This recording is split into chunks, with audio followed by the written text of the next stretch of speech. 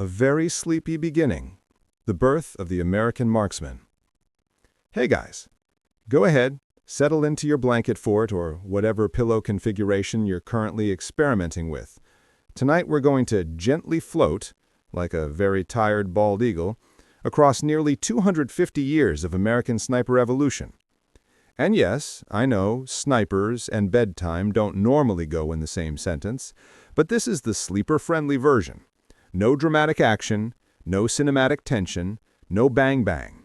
Just history, drifting by like a slow, legally required safety presentation. So dim the lights, take a breath, maybe sip some water you definitely poured an hour ago but forgot about, and let's wander back, way back, to 1775, when America didn't even exist yet, and most soldiers were busy figuring out how to keep their socks dry, not how to shoot someone from half a mile away. Tree.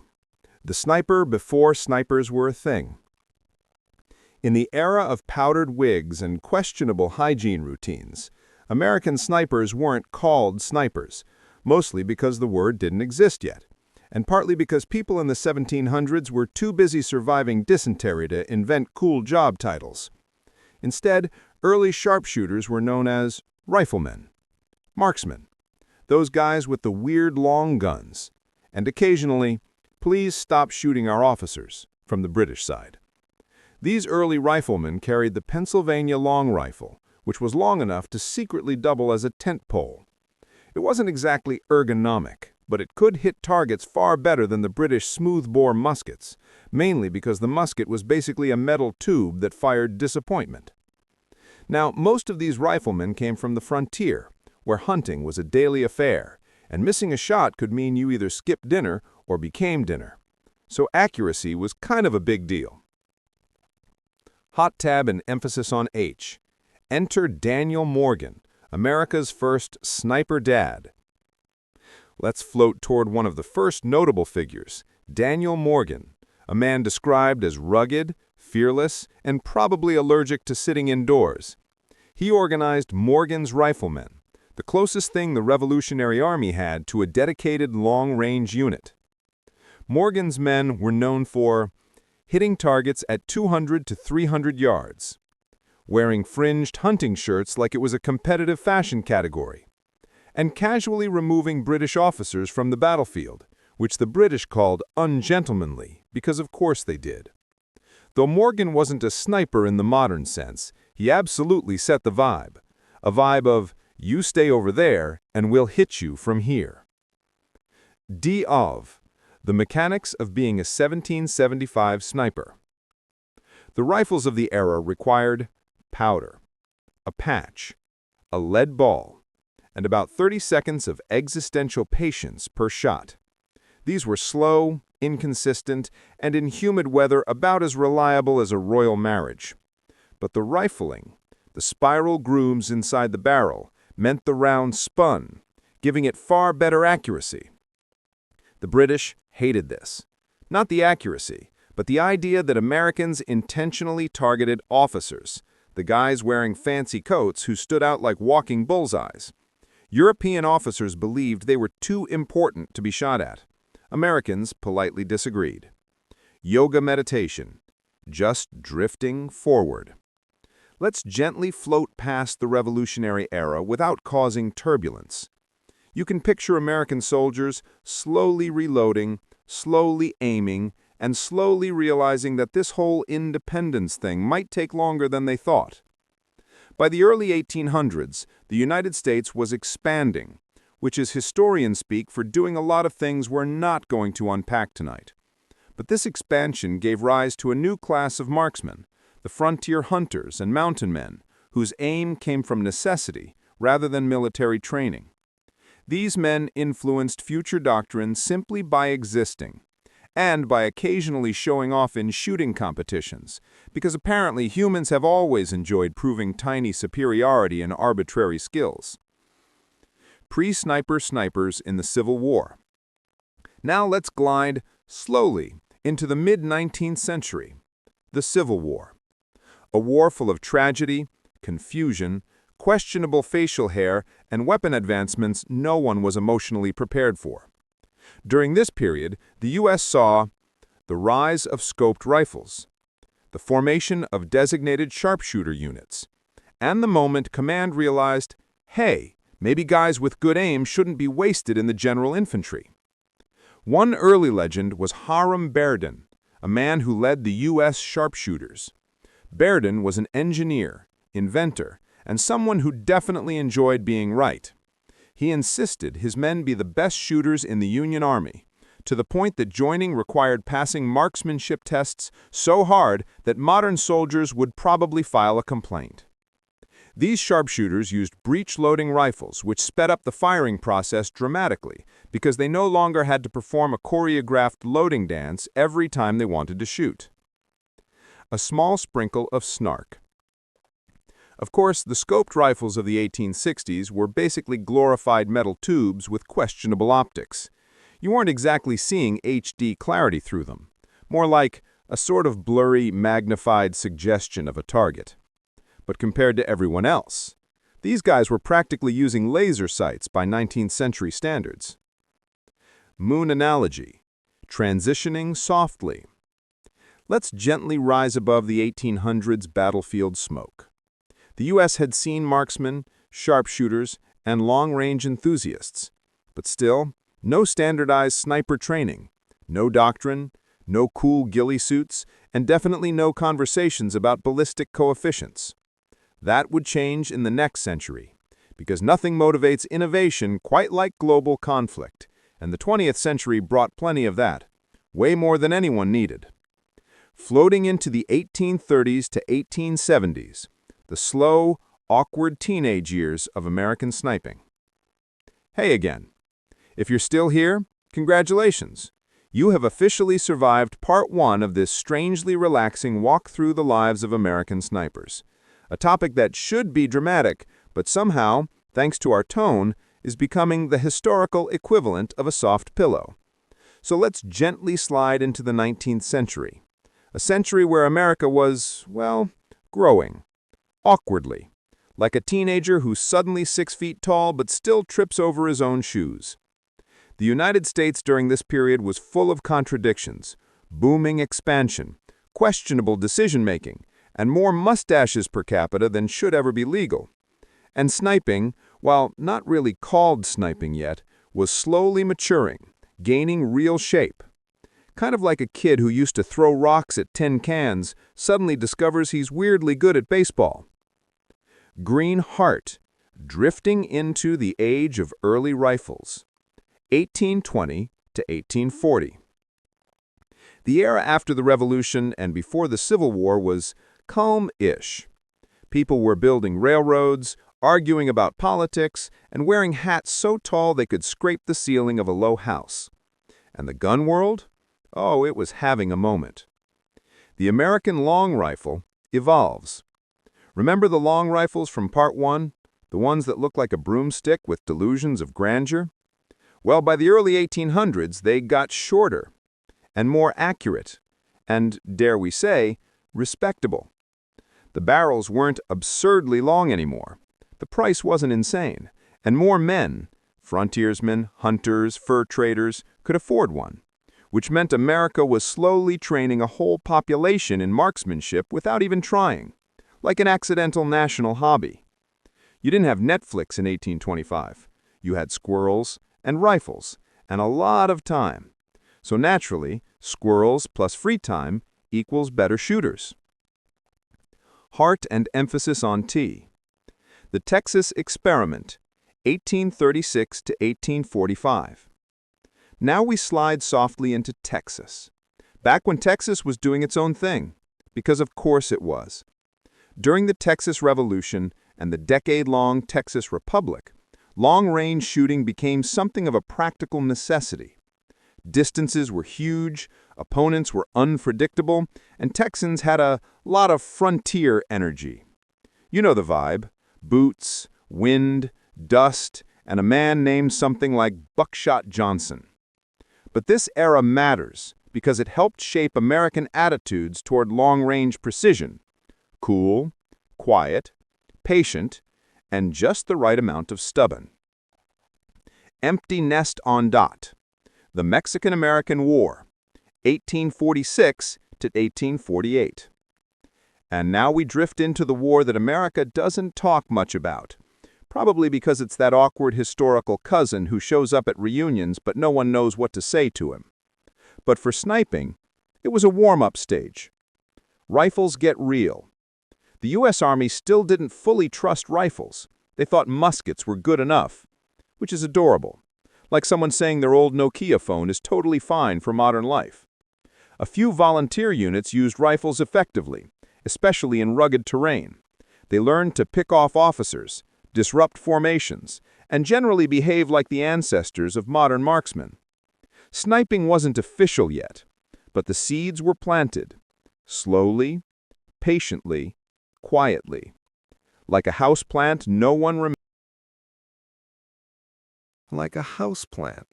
remembers watering, but somehow it keeps growing. A gentle descent into the Civil War, 1861 to 1865. Okay, let's ease into this one. Even though the Civil War is usually dramatic, loud, emotional, and covered in cannon explosions, we're going to treat it like a slow, rainy afternoon. What matters for our sleepy sniper adventure is this. The Civil War is where sniping finally became a real profession. Yes, this is where American snipers got their first business cards, metaphorically. The Whitworth rifle, the star of the show, a British import with hexagonal rifling that spun bullets like a high-end blender. It was accurate up to 800 to 1,000 yards, which in the 1860s was basically magic. Confederate sharpshooters got their hands on them. Union generals hated that, understandably. This rifle was quiet, deadly, and a little too modern for everyone's comfort. Like the Victorian version of someone showing up with a brand new iPhone in a room full of flip phones. The Sharps rifle. The Union's favorite. Reliable. Accurate. Quicker to reload than most weapons at the time. It turned everyday soldiers, well, the ones who could actually aim, into legitimate sharpshooters. Sniper units appeared. Both sides created specialty units. Burden's sharpshooters, Union. Whitworth equipped Confederate units. They wore camouflage, green, used scopes, and operated independently. For 1860s America, this was radical, almost suspiciously modern. Like discovering your great-great-great-grandfather secretly owned a gaming PC. The vibe of the Civil War sniper. Let's slow this down even more. Imagine a quiet forest, the morning fog, a lone sharpshooter sitting still for hours, waiting, thinking, probably regretting life choices, maybe also realizing his coffee is cold. Sniping, even then, was a mental game, a patient art, not glamorous, not loud, more like meditation with consequences. Sharpshooters fought in small teams. They blended into the landscape. They didn't rush. They didn't shout. They just watched. There's something unexpectedly peaceful in imagining this. Not the combat part, just the stillness, the discipline, the focus. Like the 19th century version of someone quietly doing a puzzle at 3 a.m. Target emoji. The shot that echoes into legend, but we're telling it softly. We cannot skip the infamous long-range shot that killed Union General John Sedgwick, but we're going to describe it gently. Sedgwick, apparently, frustrated that his men were ducking, reportedly said something like, "Why are you dodging? They couldn't hit an elephant at this distance." And then a Confederate sharpshooter proved him wrong. It's tragic, ironic, and historically significant. But we'll keep it quiet, because the whole point of this script is to keep your brain relaxed, not startled. So we'll simply say, a distant rifle cracked. A single bullet traveled a remarkable distance, and history made a note of the moment. Then everything went back to stillness again. The birds probably resumed chirping. Someone's coffee remained cold. Life moved on. After the war, sniping goes into hibernation, 1865 to 1870s. After the Civil War, America took a long nap, metaphorically. Reconstruction was exhausting. Industrialization was coming, and people were tired. Sniping, despite its major leap forward, slipped back into the shadows. There were fewer conflicts, less need for specialized long-range marksmen, and, honestly, the country was too busy arguing about everything else. But technological progress never stops, not even when people are annoyed and rebuilding cities. Rifles continued to improve. Metallic cartridges became the new norm. Scopes got clearer, and shooting competitions grew more popular, especially in the West. America was unknowingly preparing a future generation of long-range experts. With every buffalo hunt, every shooting contest, every random ranch hand who decided he could hit a bottle at 500 yards for fun. It was quiet preparation, the calm before the next evolution. Wind emoji. Let's drift to the frontier. The 1870s and 1880s on the frontier were full of wide spaces, long horizons, and frankly, more dust than anyone ever needed. This environment naturally selected for people who could shoot far, very far, because when you're living on land so flat you can see your neighbor sneeze from 3 miles away, you start appreciating accuracy. These men, scouts, buffalo hunters, ranchers, aren't officially called snipers, but their skills fed directly into the military mindset that would evolve in the decades ahead. Long-range accuracy was no longer a novelty. It was a lifestyle. And that mattered. Z's emoji. Soft transition into part 3. Okay, we've meandered our way through early American rifles, frontier shooting culture, and the Civil War's first true sharpshooters. We're now standing at the doorstep of the next big shift, the dawn of modern sniping. Bolt actions, smokeless powder, real optics, the whole makeover.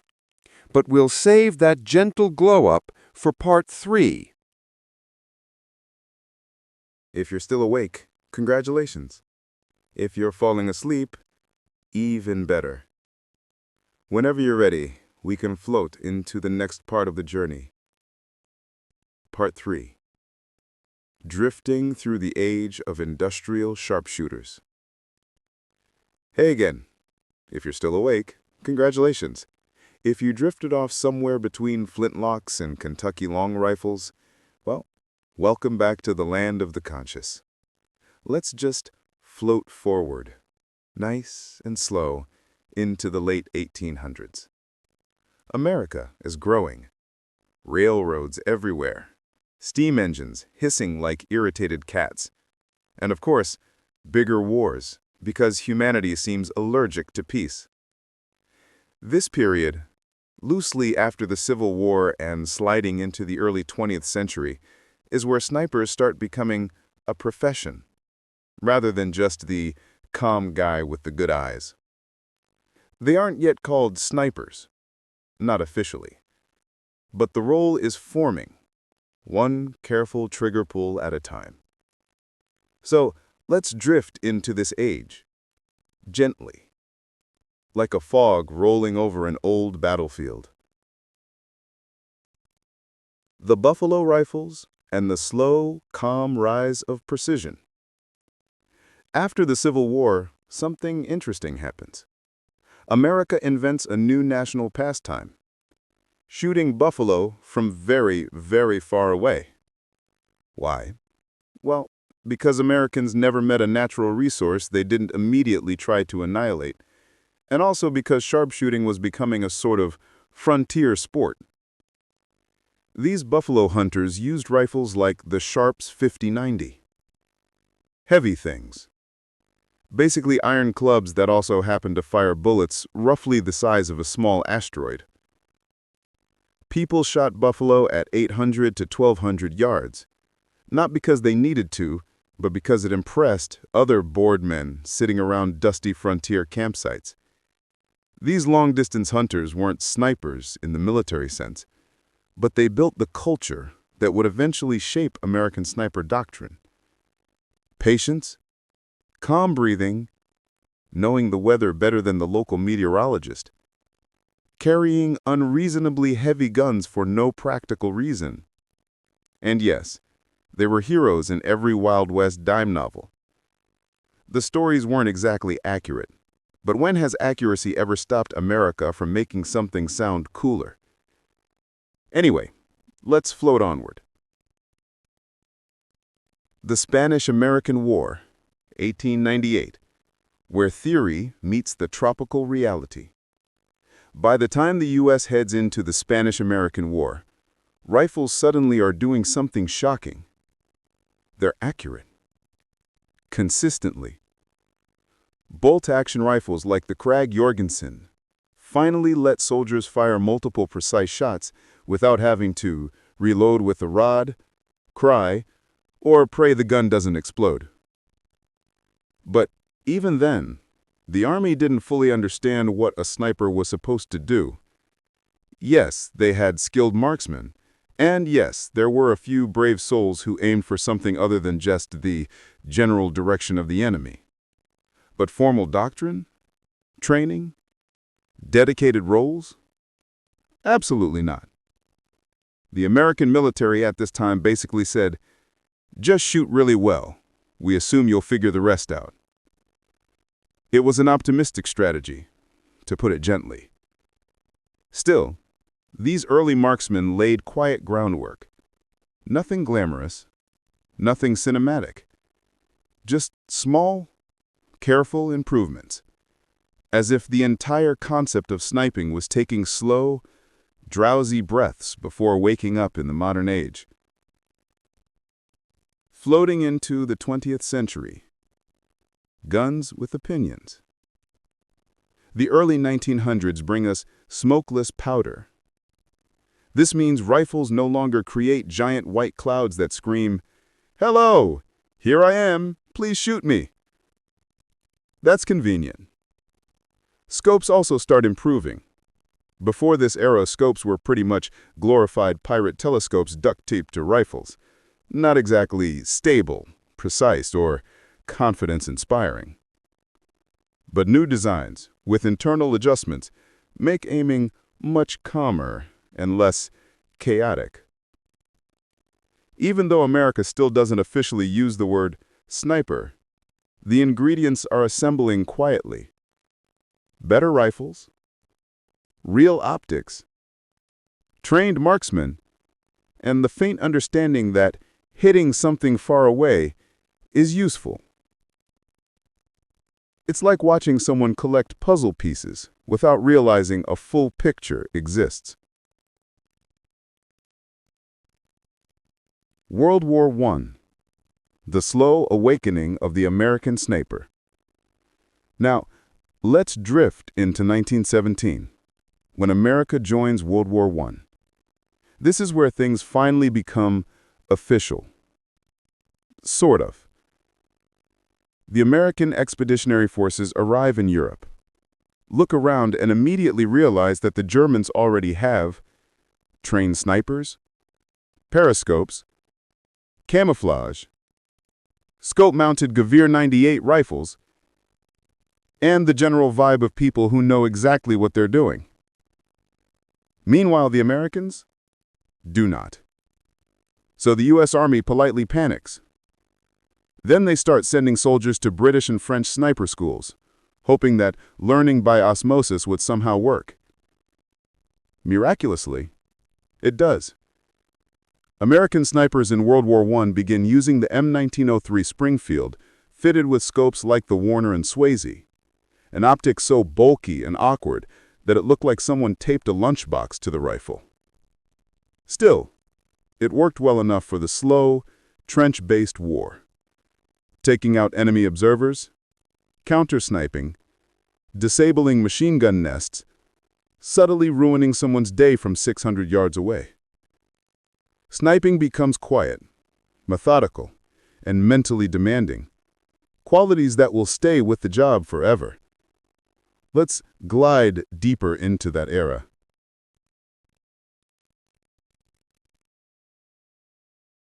Let's float toward that future now. World War II. The sniper finally wakes up, slowly, sleepily.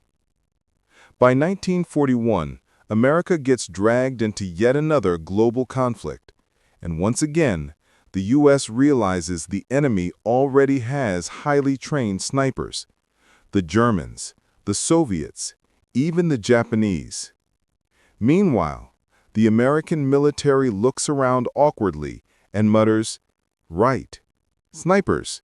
We should probably have those." So training programs are rebuilt, quickly, rushed but functional, kind of like assembling IKEA furniture using only vibes. The U.S. now deploys scoped rifles, M1903A4 Springfield, M1 Garand with M1C, M1D scopes. These rifles finally allow American snipers to operate with real effectiveness. Snipers in World War II serve quietly, scouting, eliminating enemy officers, counter-sniping, supporting infantry advances. Their work is rarely celebrated, but heavily relied upon. And here's the calm truth. This is where American sniping becomes a real profession, recognized, trained, and respected. The slow evolution is almost complete. Almost. Let's drift a bit further. The birth of sniper schools. Calm wisdom becomes institutional. Near the end of World War II, the U.S. finally builds formal sniper courses. Not many, not fancy, but they exist. Students practice range estimation, wind calls, camo techniques, silent movement, stalking exercises, which are just hide and seek for people who take hiding way too seriously. Graduates become the modern descendants of the early sharpshooters, disciplined, quiet, mentally unshakable. And for the first time in U.S. history, snipers are seen not as lucky marksmen, but as specialists. Highly trained, purpose-built, essential. That identity will only grow stronger in the wars to come. But for now, let's drift out of World War II and into the calm, strange, complicated years leading into the Cold War. A period where technology grows faster than anyone can emotionally process, and where the sniper's role shifts from simple battlefield necessity to strategic precision tool. We'll float into that next in Part 4. Part 4. The Quiet Rise of the Sniper Mindset, 1950s, 1960s. All right, let's drift back into the soft, slightly tragic world of American snipers. If you're still awake, congratulations. If you're asleep, well, your brain has probably absorbed half of the U.S. Marine Corps manual by now. Either way, let's continue. So we're now floating gently into the 1950s, a time when America was absolutely obsessed with two things: defeating communism and creating furniture that looked like it hated comfort. And somewhere in the background of this Cold War wallpaper, the sniper quietly returned to relevance. Because of course he did. The U.S. military realizes snipers are still useful. After World War II, the U.S. kind of put snipers back on the shelf like an old family heirloom they weren't sure they wanted to display. You know, I'll keep it, but don't ask me to dust it. But then Korea happened, and surprise, the mountains, the fog, and the sudden enemy shooting from literally nowhere gently reminded American commanders that yes, maybe precision shooters were not just optional collectibles. The Korean War was basically a 3-year reminder that terrain doesn't care about your ego. Riflemen struggled, artillery struggled, but snipers, oh, they did just fine. They quietly sat on hills, picked targets carefully, and changed battles in ways nobody wanted to write down because it made the generals look unprepared. Naturally, this forced the military to start thinking, maybe we should train these guys. Just a thought. Not a bold thought, not a revolutionary one, but a thought. The 1950s. Snipers, but make it basic. Let's be honest. The 1950s sniper programs were less elite precision warriors and more guys who were good at shooting and somehow got volunteered. Equipment was whatever the military had lying around. Rifles were a mixture of leftover M1903 Springfields, early M1 Garands, scopes that looked like they came out of a cereal box. Training, mostly self-taught. It was a very DIY era for sniping. If YouTube existed back then, the entire training program would basically be one grainy video titled, How to Snipe. Tip number 1, try your best. The U.S. military wanted snipers, but didn't fully understand how to use them yet. It was like buying a dog and then being surprised that it needs food. Still, these early Cold War snipers shaped the future. They developed small unit tactics, night shooting techniques, and long-range stalking skills, not because they were told to, but because the battlefield forced their hand. Nothing inspires innovation like trying not to die. Late 1950s. Technology begins to whisper sweet nothings. By the late 1950s, technology finally entered its maybe we should help these guys phase. Scopes improved. Optics lasted more than a week. Rifles became slightly more predictable. The U.S. Marine Corps, always the perfectionist sibling, began taking marksmanship more seriously again. They didn't have an official sniper school yet, but they had the attitude of a strict parent who believes, if you're gonna do something, do it until you cry. Meanwhile, the Army was doing its best. We love them for it. The Cold War kept the pressure on. The U.S. needed precision. They needed accuracy. And they needed people who could sit still for longer than any human reasonably should. This is where the seeds of modern sniping were planted. Just very slowly, like a tree watered once a year. The 1960s. Vietnam approaches, and the sniper's return is inevitable. Let's drift gently into the 1960s, a decade famous for peace movements, rock music, questionable fashion choices, and a war that absolutely no one asked for. Vietnam was coming, and Vietnam was basically the Olympics for snipers.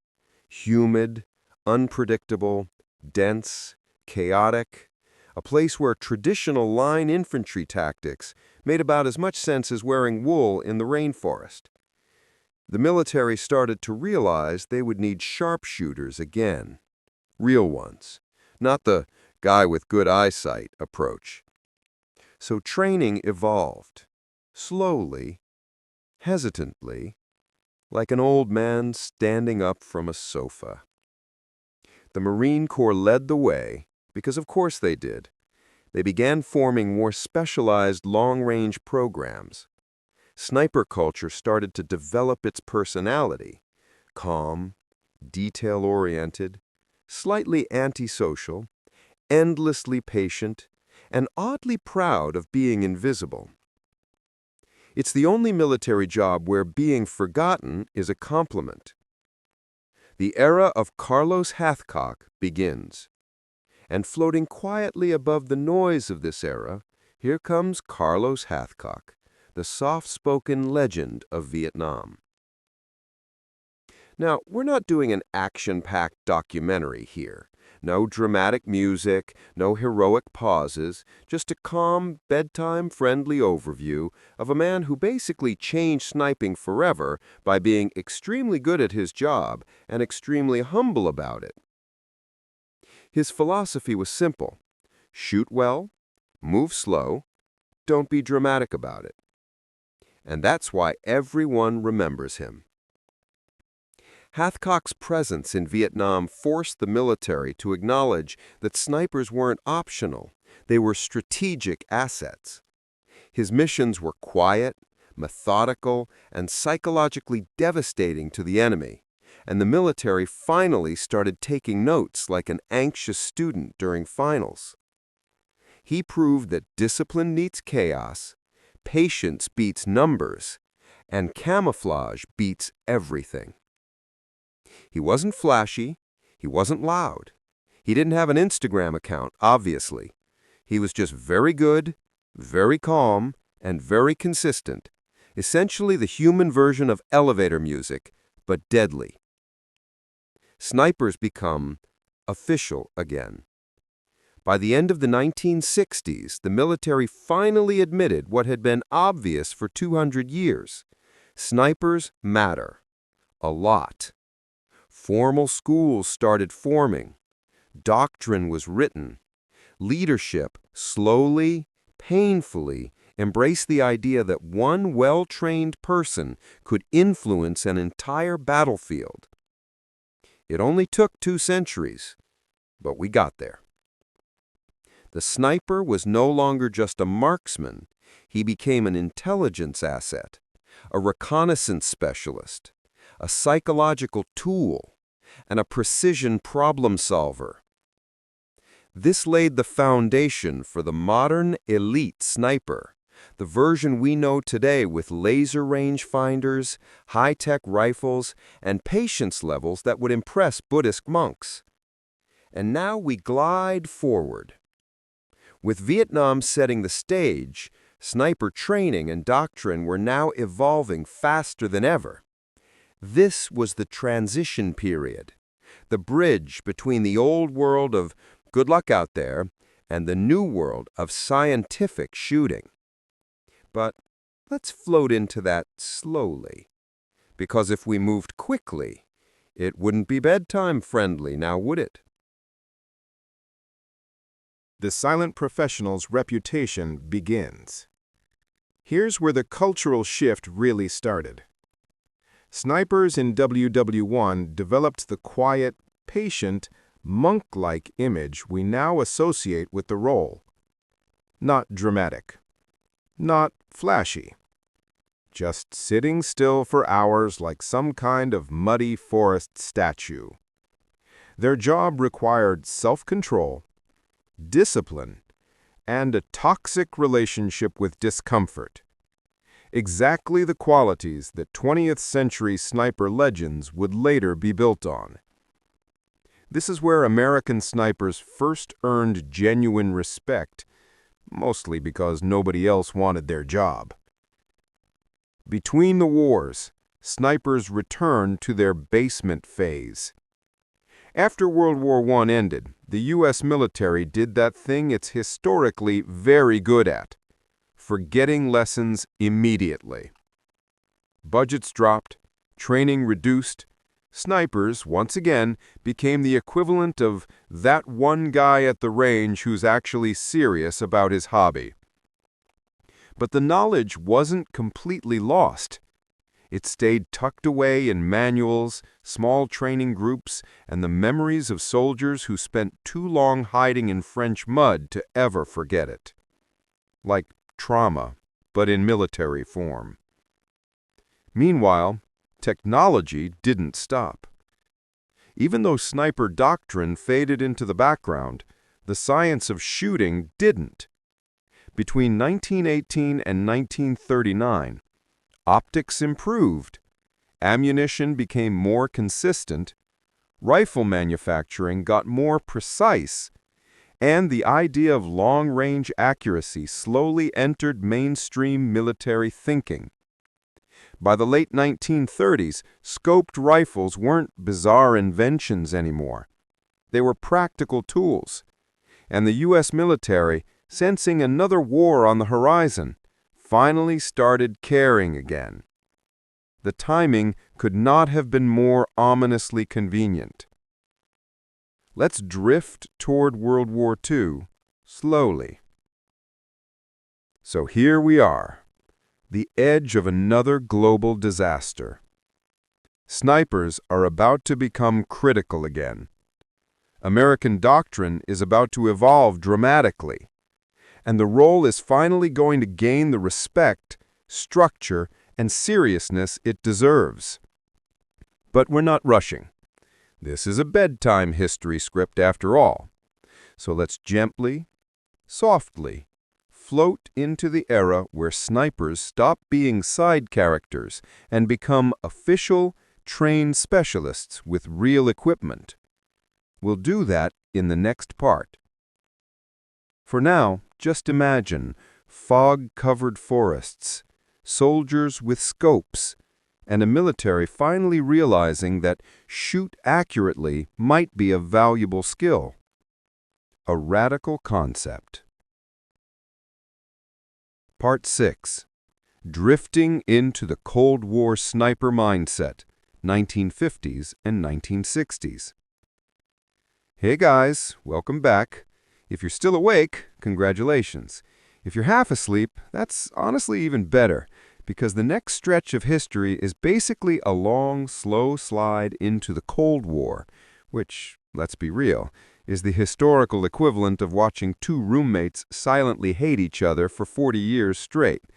So, let's float right into it. The United States, having just finished the whole saving the world from fascism thing, suddenly found itself in a deeply committed emotional relationship with paranoia. And nothing says Cold War aesthetics than trench coats, rain-soaked streets, and a general fear that someone is definitely spying through your blinds.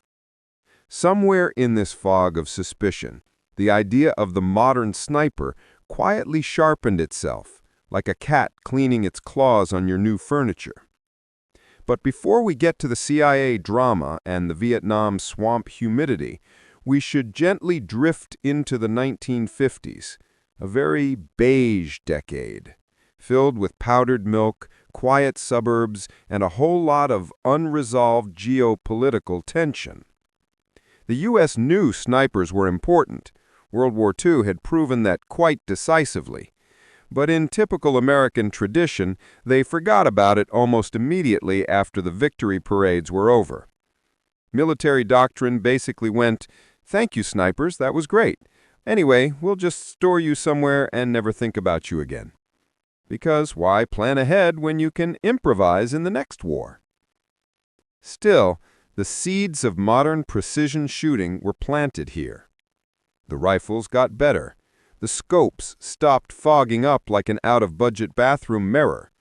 and people slowly admitted that perhaps, just perhaps, snipers were actually useful outside of emergency situations. Let's drift into some specifics. Snipers in the Korean War, the forgotten everything. The Korean War was short, brutal, and cold enough to freeze your eyelashes together.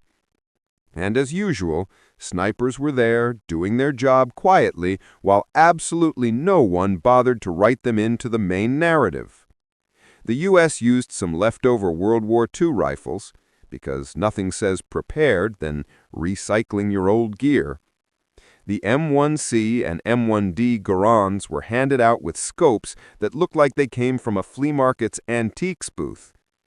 Meanwhile, the landscape of Korea, with its rolling hills and fog, actually favored snipers. But no one kept proper records because everyone was too busy being miserable in the winter. Snipers improvised. They always do.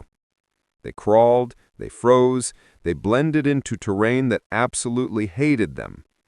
This era didn't produce celebrity snipers or dramatic legends, just quiet professionals doing quiet things quietly. Very on brand for a bedtime documentary. Sliding into the 1960s, America gets serious again. By the early 1960s, the U.S. military finally realized something mildly important. Snipers were not optional. They were essential. This epiphany arrived mostly because the next major conflict, Vietnam, was approaching like a humid, mosquito-filled freight train, and the U.S. quickly discovered that the jungle is not a friendly place for big, flashy military strategies. It's more like a small, precise, patient people win kind of environment, which is basically the sniper personality in a nutshell. The U.S. noticed that its old rifles and dusty doctrine were embarrassingly outdated, the strategic equivalent of showing up to a Formula One race on a bicycle. So the military quietly commissioned research, training improvements, and better optics. Optics became a big deal here, because if you can't see your enemy, well, good luck aiming at them. American engineers experimented with better glass, adjustable magnification, and reticles that didn't require a math degree to interpret. Slowly but surely, America's sniping capability transformed from, "we have a few guys who know how to do it," to, "we should probably make this a real profession." The atmosphere was shifting. Snipers were no longer relics from the last war. They were the future. The cultural mood. Suspicion, shadows, and strategy. The Cold War didn't just influence weapons. It influenced vibes. America leaned heavily into precision, secrecy, and intelligence. The sniper became part of a larger ecosystem of covert capability, not glamorous, not loud, just necessary. This era shaped the mindset that would later create the legendary snipers of Vietnam. The idea of patience, observation, blending into environments for hours, or days, or longer than any normal human being should ever lie still. It's also when snipers started receiving actual doctrine and manuals instead of figure it out when you get there. The job was becoming professionalized, and with Vietnam on the horizon, the timing could not have been more relevant. Drifting toward Vietnam, a quiet tension. Before we drift into the jungles of Vietnam in the next section, it's worth acknowledging the strange calm before the storm. The U.S. military was evolving, slowly, awkwardly, like a teenager trying to grow into their shoes. Training academies were taking shape. Rifles grew more accurate. Optics became reliable. And the culture around sniping shifted from use only when absolutely forced to this is a strategic asset. The calm, steady development feels appropriate for a bedtime story.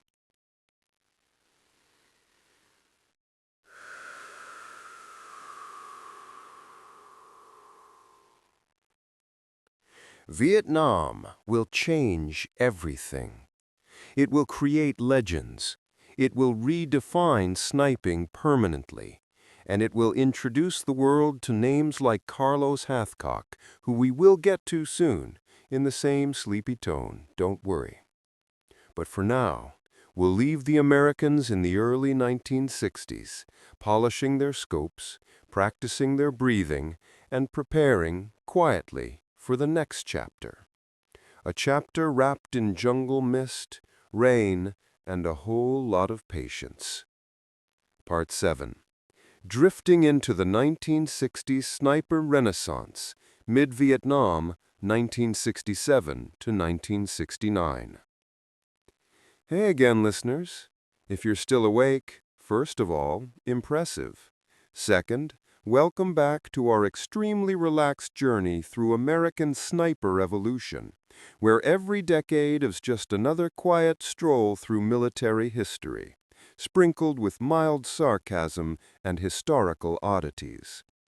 So let's slowly drift into the late 1960s, a time where America was knee-deep in the Vietnam conflict, soldiers were exhausted, and the U.S. military was doing what it often does in moments of stress: rediscover something it forgot it needed decades ago.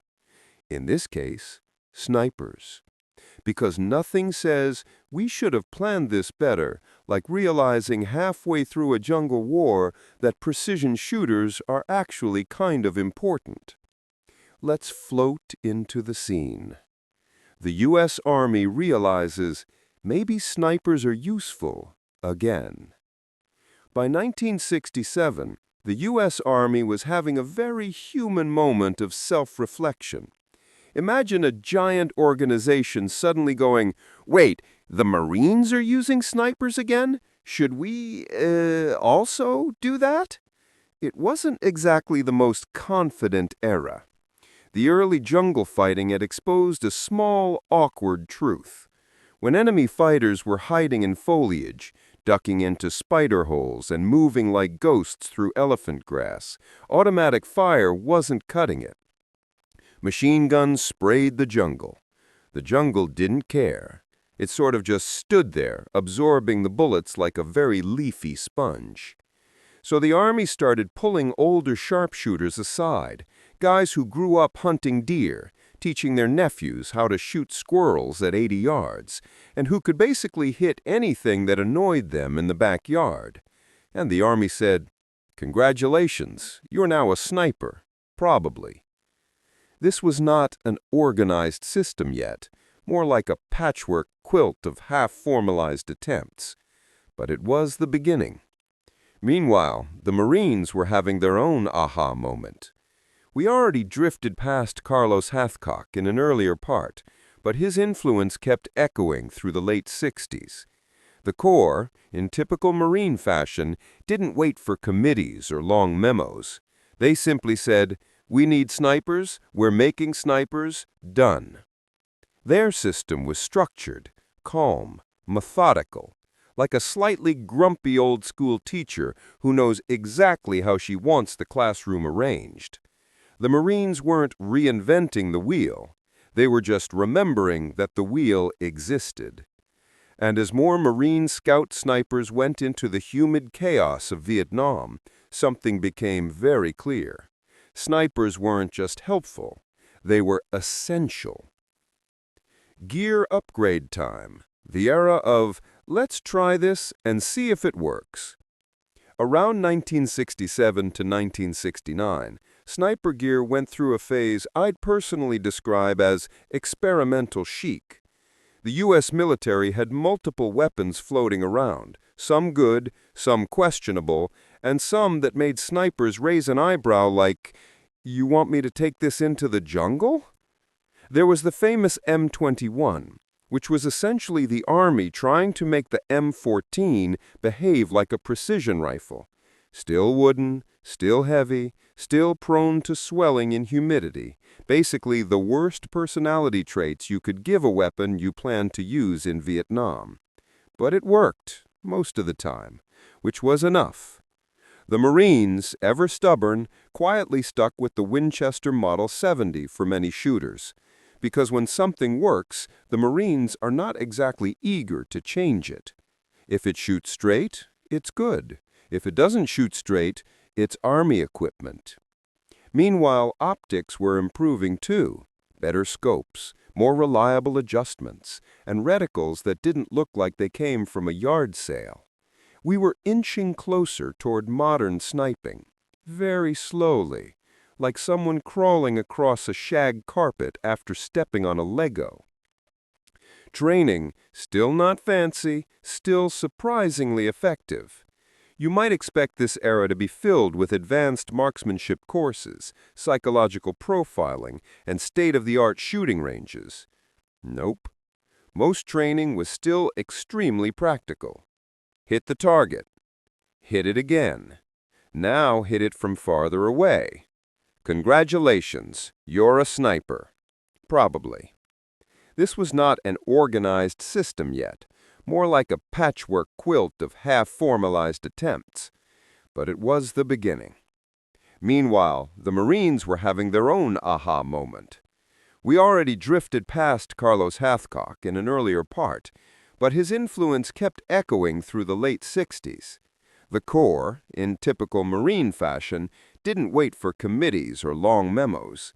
They simply said, "We need snipers, we're making snipers, done." Their system was structured, calm, methodical, like a slightly grumpy old-school teacher who knows exactly how she wants the classroom arranged. The Marines weren't reinventing the wheel. They were just remembering that the wheel existed. And as more Marine scout snipers went into the humid chaos of Vietnam, something became very clear. Snipers weren't just helpful, they were essential. Gear upgrade time, the era of let's try this and see if it works. Around 1967 to 1969, sniper gear went through a phase I'd personally describe as experimental chic. The U.S. military had multiple weapons floating around, some good, some questionable, and some that made snipers raise an eyebrow like, "You want me to take this into the jungle?" There was the famous M21, which was essentially the Army trying to make the M14 behave like a precision rifle. Still wooden, still heavy, still prone to swelling in humidity. Basically the worst personality traits you could give a weapon you planned to use in Vietnam. But it worked, most of the time, which was enough. The Marines, ever stubborn, quietly stuck with the Winchester Model 70 for many shooters. Because when something works, the Marines are not exactly eager to change it. If it shoots straight, it's good. If it doesn't shoot straight, it's Army equipment. Meanwhile, optics were improving too. Better scopes, more reliable adjustments, and reticles that didn't look like they came from a yard sale. We were inching closer toward modern sniping, very slowly, like someone crawling across a shag carpet after stepping on a Lego. Training, still not fancy, still surprisingly effective. You might expect this era to be filled with advanced marksmanship courses, psychological profiling, and state-of-the-art shooting ranges. Nope. Most training was still extremely practical. Hit the target. Hit it again. Now hit it from farther away. Congratulations, you're a sniper. Probably. This was not an organized system yet, more like a patchwork quilt of half-formalized attempts. But it was the beginning. Meanwhile, the Marines were having their own aha moment. We already drifted past Carlos Hathcock in an earlier part, but his influence kept echoing through the late 60s. The Corps, in typical Marine fashion, didn't wait for committees or long memos. They simply said, "We need snipers, we're making snipers, done." Their system was structured, calm, methodical, like a slightly grumpy old-school teacher who knows exactly how she wants the classroom arranged. The Marines weren't reinventing the wheel. They were just remembering that the wheel existed. And as more Marine Scout snipers went into the humid chaos of Vietnam, something became very clear. Snipers weren't just helpful, they were essential. Gear upgrade time, the era of let's try this and see if it works. Around 1967-1969, sniper gear went through a phase I'd personally describe as experimental chic. The U.S. military had multiple weapons floating around, some good, some questionable, and some that made snipers raise an eyebrow like, "You want me to take this into the jungle?" There was the famous M21, which was essentially the Army trying to make the M14 behave like a precision rifle. Still wooden, still heavy, still prone to swelling in humidity. Basically, the worst personality traits you could give a weapon you planned to use in Vietnam. But it worked, most of the time, which was enough. The Marines, ever stubborn, quietly stuck with the Winchester Model 70 for many shooters, because when something works, the Marines are not exactly eager to change it. If it shoots straight, it's good. If it doesn't shoot straight, it's Army equipment. Meanwhile, optics were improving too. Better scopes, more reliable adjustments, and reticles that didn't look like they came from a yard sale. We were inching closer toward modern sniping, very slowly, like someone crawling across a shag carpet after stepping on a Lego. Training? Still not fancy, still surprisingly effective. You might expect this era to be filled with advanced marksmanship courses, psychological profiling, and state-of-the-art shooting ranges. Nope. Most training was still extremely practical. Hit the target. Hit it again. Now hit it from farther away. Congratulations, you're a sniper. There were fieldcraft lessons, stalking, concealment, observation, but it wasn't the polished system we know today. It was more like a really intense wilderness workshop, except instead of bird-watching binoculars, students got rifles and scopes that fogged up in the humidity. But despite the rough-around-the-edges process, something interesting happened. The snipers were good, really good. Vietnam forced them to become adaptable, to melt into the environment, to be patient, almost inhumanly patient, to treat every movement like it mattered. And with every passing month, the role became more defined. And then there was the psychological shift. The military began to see snipers not just as shooters, but as observers, intel gatherers, and sometimes the only people who could clearly see what was happening on a battlefield. Their reports shaped decisions. Their eyes became the quiet surveillance system before surveillance systems existed. For commanders, having snipers was like finally putting on glasses after years of squinting at road signs. Oh, that's what's happening out there. The emotional toll, however, was very real. Vietnam was a place where visibility was low, noise was constant, and danger felt like the humidity, always present, always clinging to your skin. Snipers often operated alone or in pairs, distant from their units, surrounded by jungle that breathed and moved as if alive. They slept lightly, ate poorly, and spent hours motionless in uncomfortable positions. If you're imagining a glamorous life, please adjust expectations. This was more like yoga, except with insects, mud, and incoming fire. But they adapted and evolved. Let's drift gently toward the late 1960s tactical mindset. As we float farther into this sleepy chronicle, notice how sniping was slowly developing an identity. Calm, patient, deliberate, almost meditative. This era created the philosophy that modern snipers still follow today. Be invisible. Be precise. Be smarter than the environment trying to kill you. By 1969, the U.S. military no longer viewed snipers as optional. They were becoming standard again, integrated, respected, even if reluctantly at first. The jungle shaped them, combat refined them, and necessity finally forced the military to modernize the role.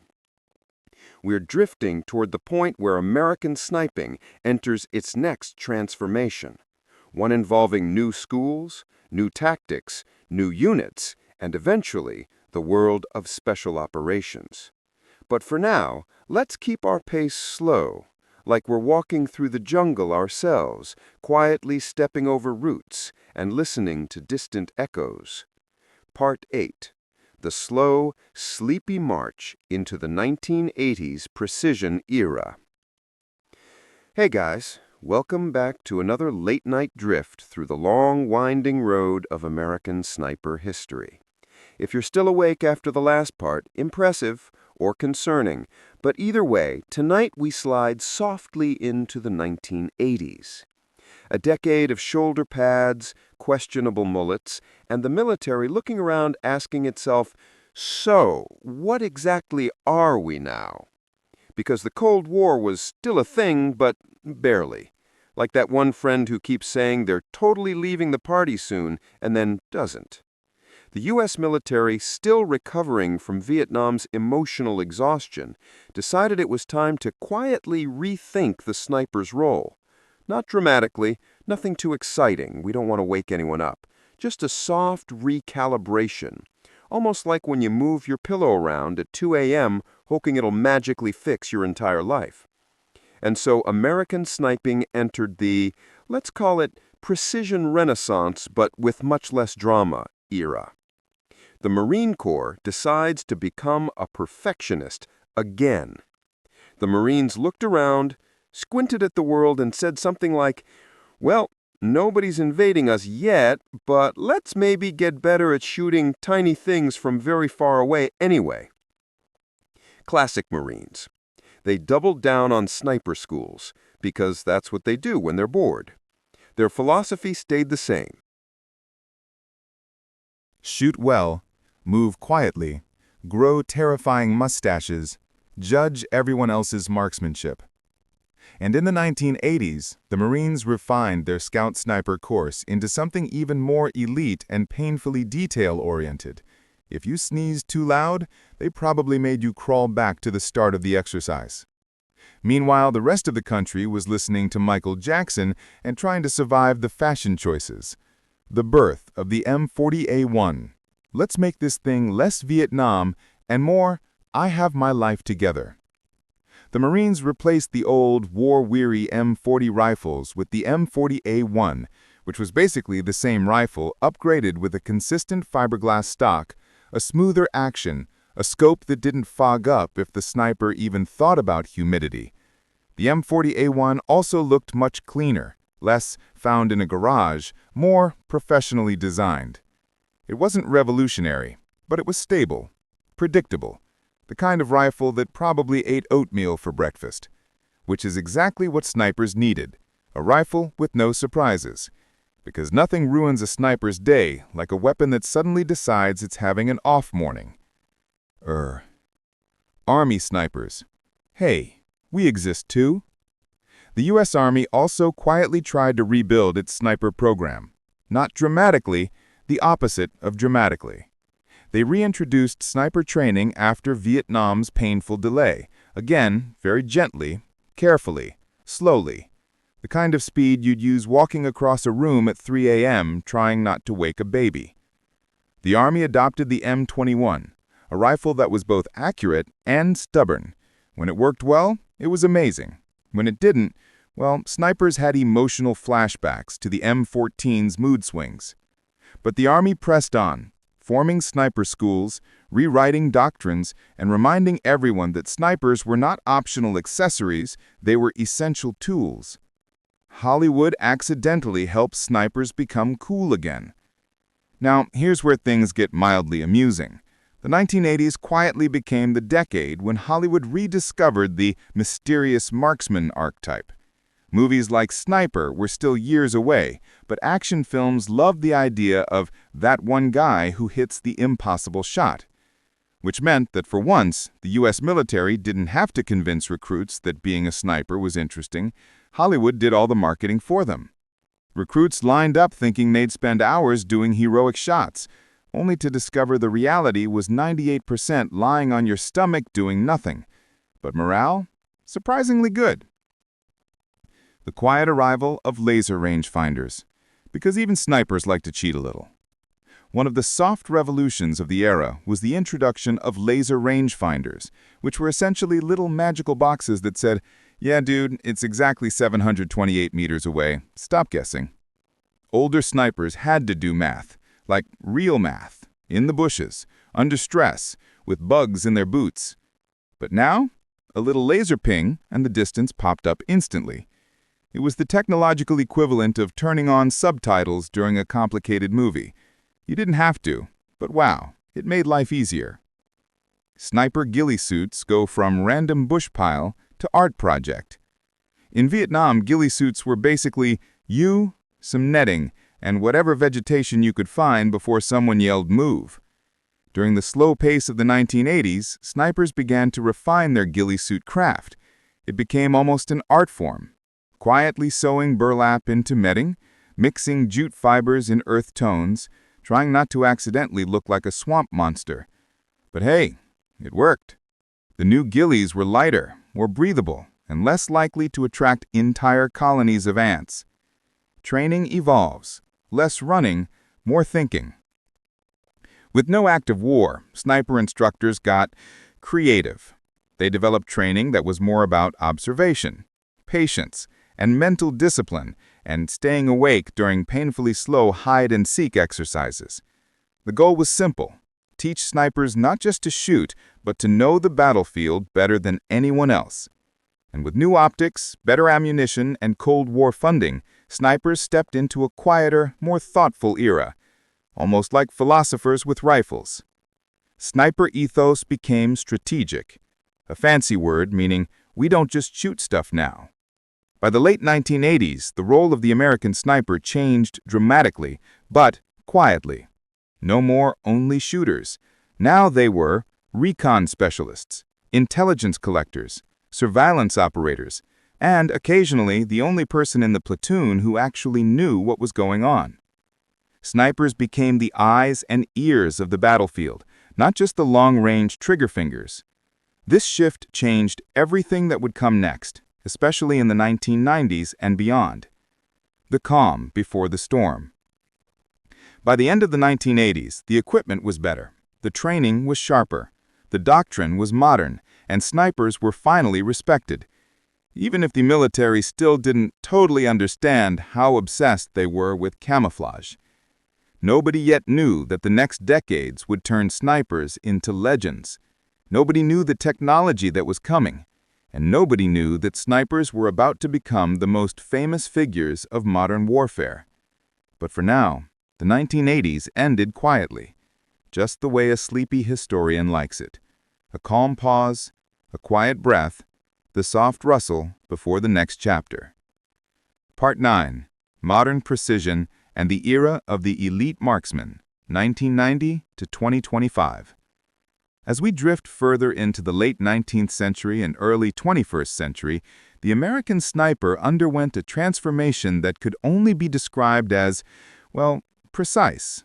Like terrifyingly precise. The rifles got fancier, the optics got smarter, and the soldiers got really good at sitting quietly for hours on end without anyone noticing. The Gulf War and Operation Desert Storm.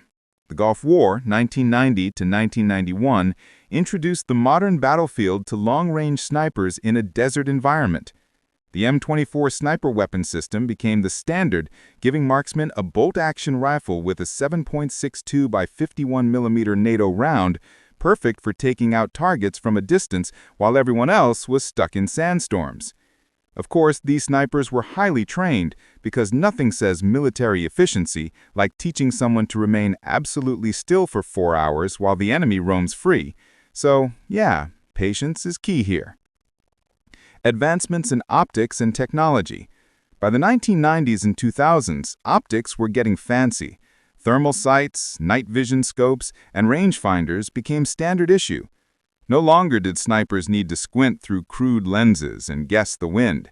Now a sniper could calculate bullet drop, wind direction, and humidity from hundreds of meters away, all while sipping on lukewarm coffee.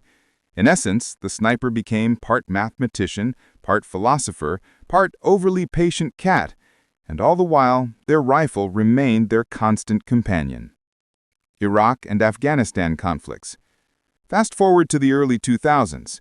Desert landscapes were replaced by both urban warfare and mountain terrain. Snipers like Chris Kyle, yes, he became famous for very precise reasons, used the latest bolt-action rifles and semi-automatic systems to control vast battlefields with silent precision.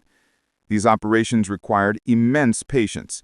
A sniper could spend days in a single location, invisible to everyone except the occasional curious goat, while waiting for that one perfect shot, which is also a test of human endurance and bladder control. The Barrett era. Now, of course, we can't talk modern American snipers without mentioning the Barrett 50 caliber rifles. These beasts are essentially tiny artillery pieces disguised as rifles. One well-placed shot can destroy vehicles, equipment, or just make someone's day incredibly bad from over a mile away. Snipers wielding these rifles combine patient observation, advanced targeting systems, and a terrifying understanding of physics. And somehow they do it all quietly enough that civilians nearby don't even know a sniper is there. Training in the modern marksman. Modern snipers spend months, sometimes years, perfecting their craft. Wind, elevation, humidity, and even the curvature of the earth can influence a shot. So yes, snipers today are part scientist, part philosopher, and part extremely patient human statue. Training includes urban warfare, long-distance desert shooting, mountain operations, and even night infiltration. Essentially, if it exists in the U.S. military, a sniper has probably been trained to sit there silently while contemplating it for hours. All this, and they still have to come back in one piece. Legacy and philosophy.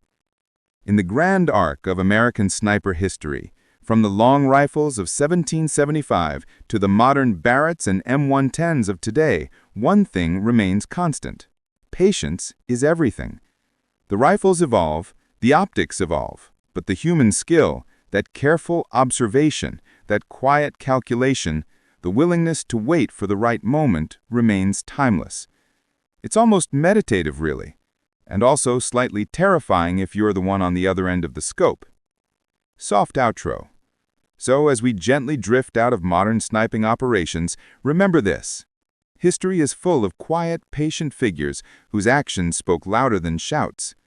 The American sniper is one such figure, calm, precise, and ever watchful. Dim the lights, let your mind wander through centuries of meticulous observation, and perhaps dream of the quiet power behind the long rifles and modern